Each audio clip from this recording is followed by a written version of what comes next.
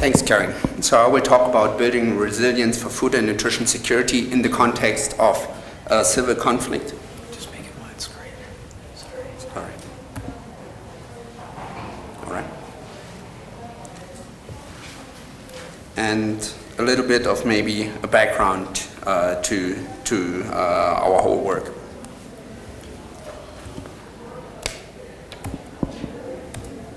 Oh.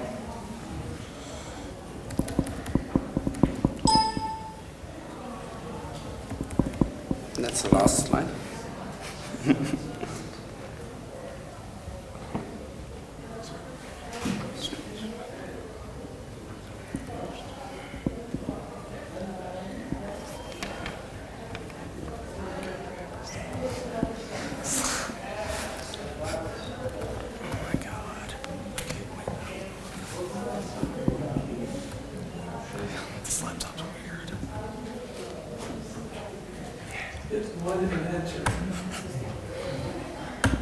That's one.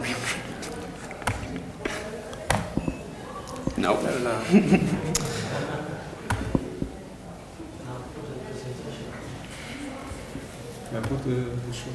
All right. Here we go, right? Now it's working perfect, thanks. Okay, so as Karim has outlined already, food and nutrition security is a consequence and also a main cause of civil conflict, and this has been established more recently in the literature. War and civil unrest reduces household incomes and employment opportunities and causes losses in people's purchasing power, for instance, through price inflation. It restricts food availability, access, and utilization through a disruption of infrastructure. However, in turn, low per capita income and poverty also increases the risk of conflict and poverty. Other factors are, for instance, youth unemployment, social and economic inequality, which is often combined certainly with a lack of governance, certain population pressure, and also rough terrain has been shown to be drivers of conflict. A recent study by my colleagues have showed that the effects of food and nutrition security on conflict are in fact larger in Arab countries than in the rest of the world. So this motivated a little bit our work on Yemen and in other countries in the Arab world. Recent evidence seems also to confirm the role of food insecurity as a catalyst of political instability and civil conflict. Just two simple examples. We know in 2007, 2008 we had the global food price crisis, and we could see that food protests and riots broke out in about roughly almost 50 countries around the world, and many of those countries were also in the Arab world. In addition, especially during the 2010-2011 uprisings in the different countries, we saw that maybe also food insecurity may have contributed to these political uprisings. I'm saying has contributed, I'm not saying it is the main driver, but it may have been certainly one of the many factors. Hence, we hypothesize that policies and programs that improve food and nutrition security may indeed have a potential to reduce political instability and conflict, particularly in certain Arab countries.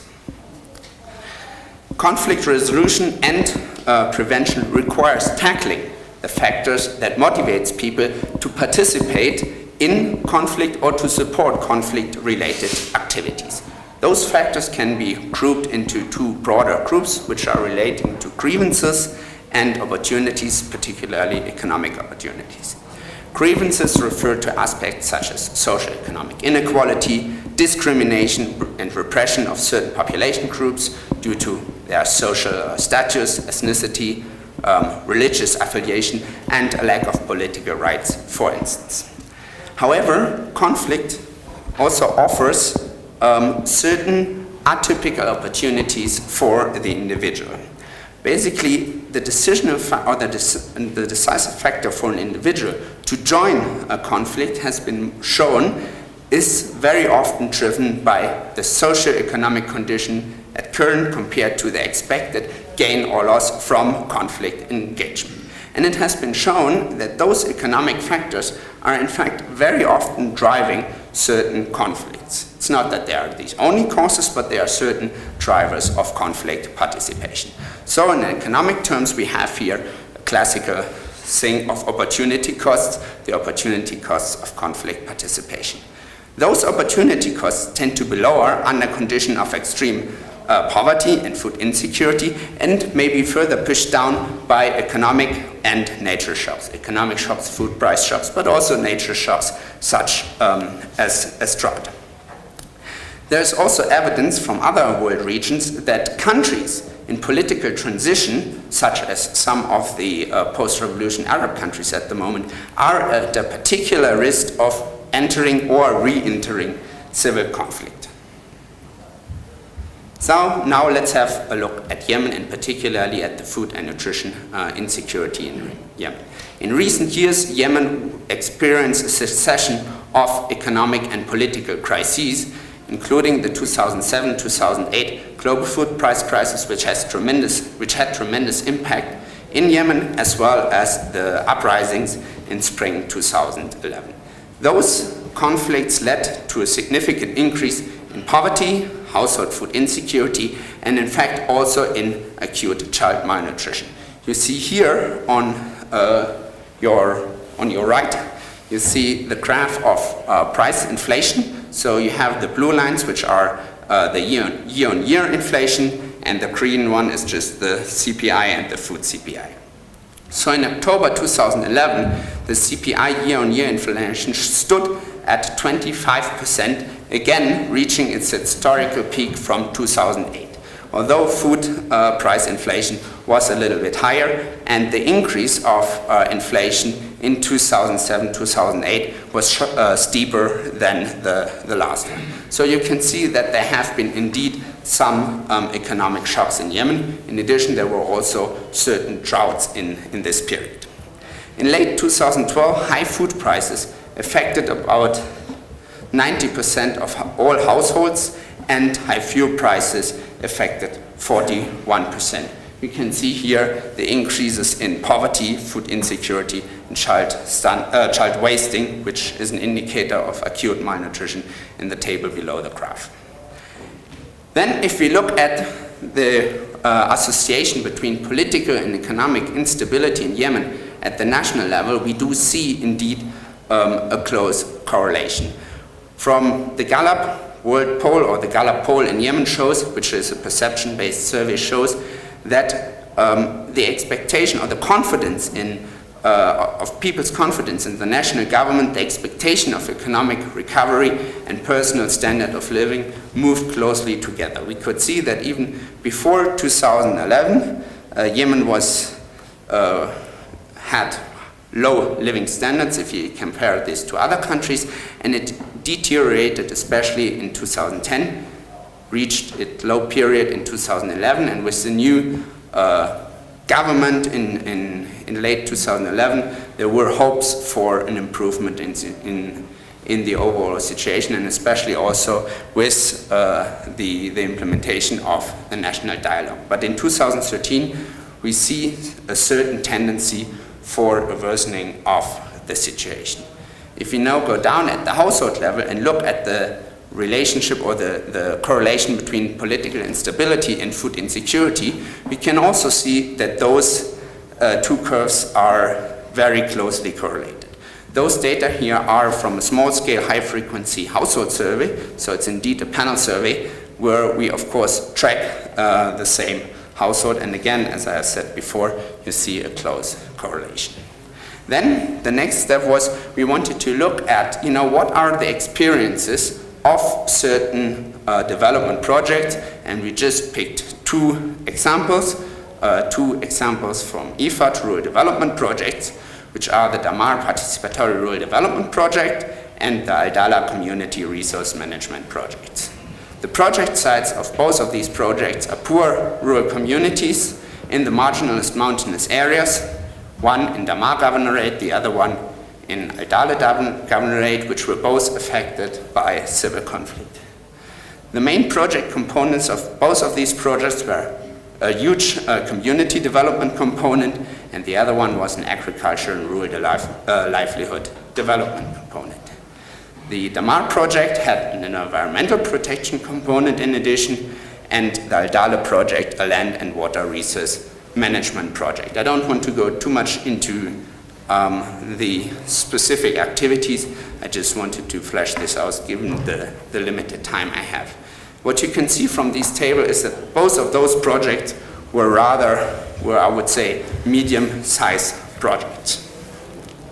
According to IFPRI's supervisor reports, both projects have been successful in reducing food and nutrition insecurity and also may have contributed to reduce the risk of civil conflict in the project areas, mainly because of their participatory approach in implementing those projects and a close collaboration with local stakeholders and communities, in addition to generating economic opportunities both in farm and off-farm activities.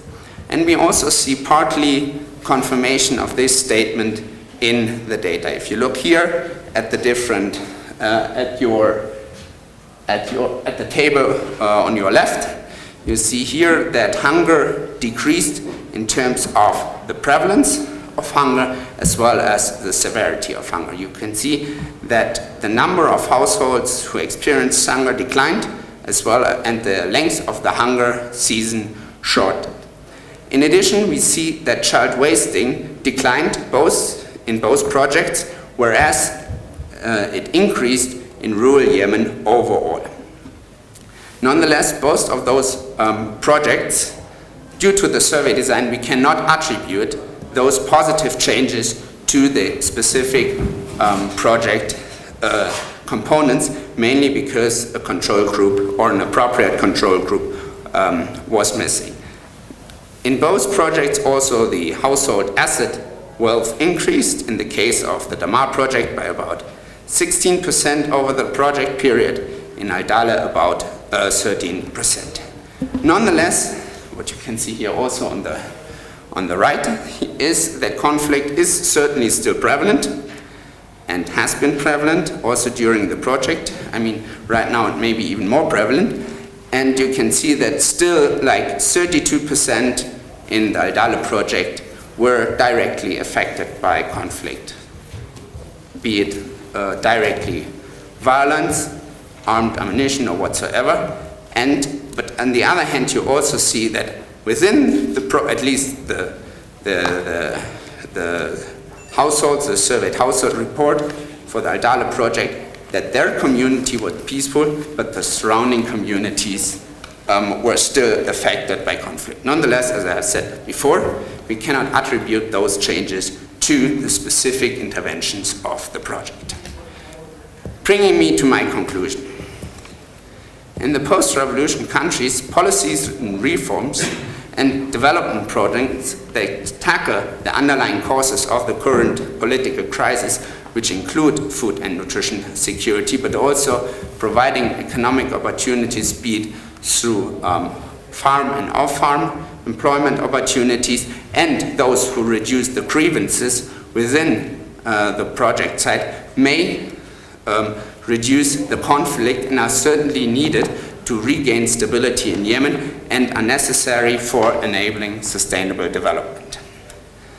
Experiences from successful and failed projects can certainly provide important lessons for improving and scaling up interventions and possibly for designing promising development policies, such as within the National Food Security Strategy and the implementation of this one, which my colleague will present later.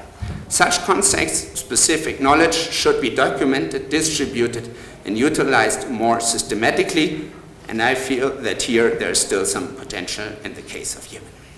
However, certainly there are serious concerns that the further escalation of the current conflict will disrupt the already achieved development processes and make intervention in even more parts of Yemen impossible, or may even require downscaling some of the existing interventions. On the other hand, you may also argue that this is clearly a call for urgent action in Yemen. Our study has certainly some limitations, one of which is what I have mentioned before, is the absence of control groups which prevent a reliable attribution of the social and economic benefits to the IFPRI-funded project interventions, and some 2 other shortcomings which are rooted mainly in data limitations. The first one is that the currently available data do not allow for establishing causality between civil conflict and food and nutrition insecurity in Yemen in a methodologically rigorous manner. And the second one is that appropriate household survey data for analyzing which specific policies and programs components are most effective in enhancing resilience to conflict through improving food and nutrition security and other socioeconomic drivers. Those data are still inaccessible, but they are available and forthcoming, and we hope to get access to those data and do a follow-up study which clarifies some of those issues that I have mentioned before. Thank you. Thank you, Olivier.